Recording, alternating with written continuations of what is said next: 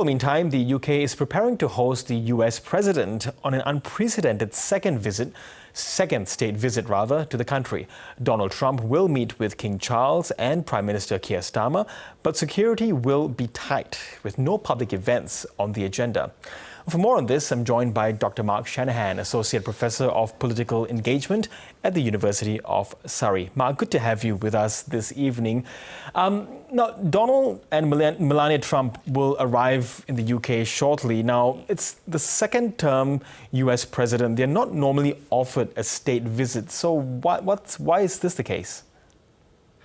Flattery, buttering up the president, a president who absolutely thrives on flattery, and ensuring that the UK is in America's good books. This was one of Keir Starmer's first actions when the president returned to the White House. When Starmer visited him, he brought that letter from the King and in a piece of political theatre, handed it over, ensuring that the UK got on the president's good side.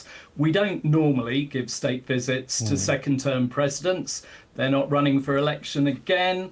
But this is an opportunity for the UK to help make Donald Trump look presidential. He likes to be seen alongside the royals. He likes the history and the heritage of the UK. And this is a good opportunity for both sides to reignite a somewhat fragmented relationship. Yeah, so behind those headlines that you've been talking about, the flattery, etc., does this trip go beyond that slightly in terms of the tariff chaos that the world is under? The UK has come off lightly, just like Australia. Do you think that's perhaps one of those reasons why it's a state visit? Yeah, I mean, there are two parts to this visit. The first full day on Wednesday is going to be pomp and circumstance. It's all going to be about royalty. It's all going to be in Windsor Castle. The second day is political. That's when a slew of business leaders who are coming over with Donald Trump meet the Prime Minister, meet members of Cabinet at Chequers, the country house, the country retreat of the Prime Minister, which of course is older than America itself. That is an important part as well. Security is going to be hugely on the agenda. As you say, trade is the other really important part. The UK, having left the European Union through Brexit, is in an interesting position. It's been looking for its place in the world.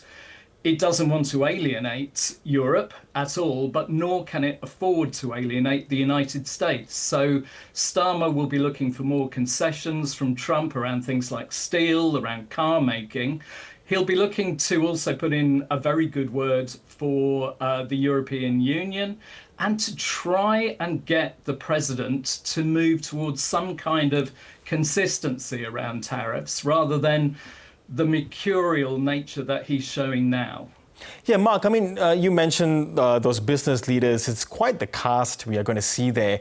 Jensen Huang of NVIDIA, possibly OpenAI's Sam Altman, Tim Cook of Apple. What do you read into that? And are there expectations that there will be some significant, business deals being signed? Yes, absolutely. I think we're looking at a big UK-US tech deal, or it could be an incremental series of deals.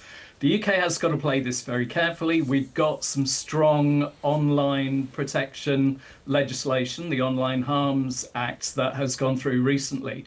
The Americans are not happy with that at all, and big tech would like a lot more freedom in the way that they wish to operate. So there is some delicate negotiation to be had. There's delicate negotiation about the kind of tech, the kind of AI future that the UK buys into.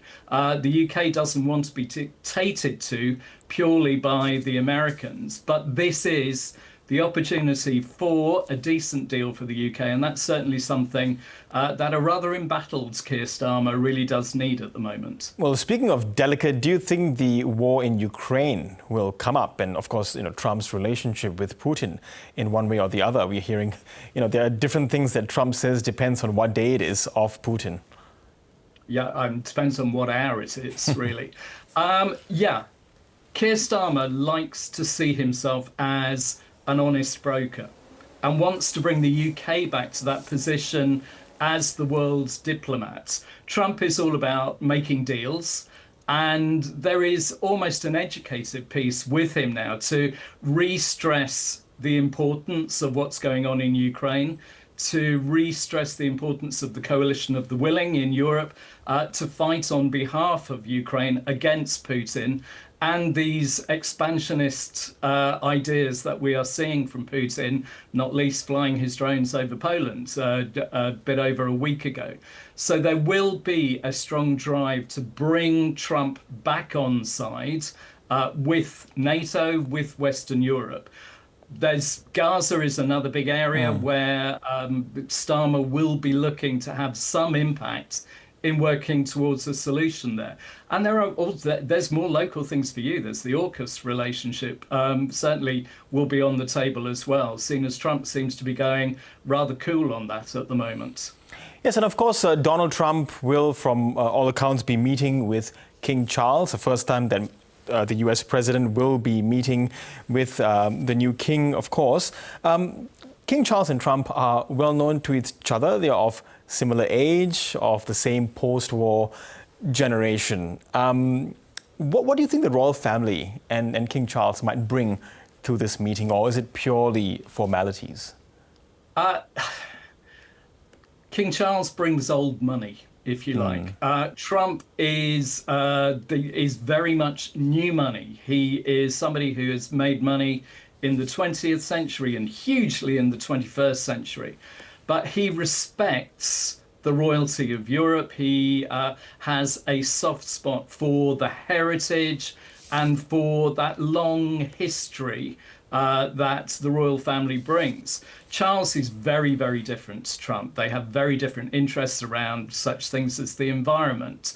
They're not natural bedfellows at all, but it is the opportunity to make Trump look presidential, to make him look important by surrounding him with that donut of pomp and circumstance, of marching bands, of flyovers of jets, of the state banquet that can really stand Trump up as a global leader on a world stage.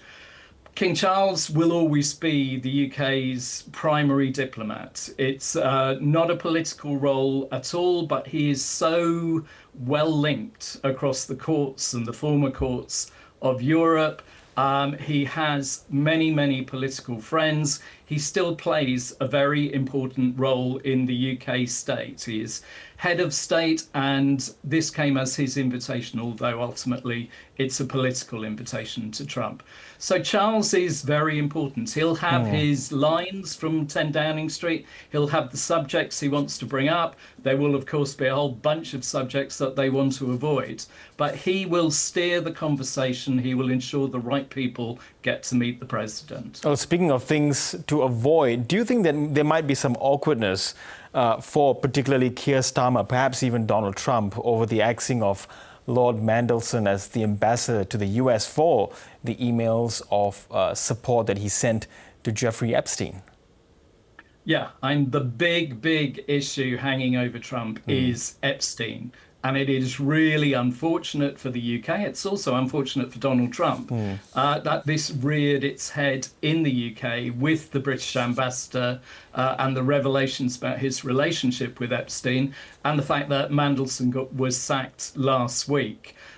They will, on both sides, be very, very keen to avoid this. But you can almost guarantee that if there is a media shower, if there is a press conference, probably it's going to happen at Chequers on Thursday, that the British media and I'm sure international media will be very keen to bring this up. And Trump will not have control over the media in the same way that he does when he's in the White House. Okay, we will see indeed if that happens. Dr. Mark Shanahan, really appreciate your insights into this visit. Thank you so much. Thank you.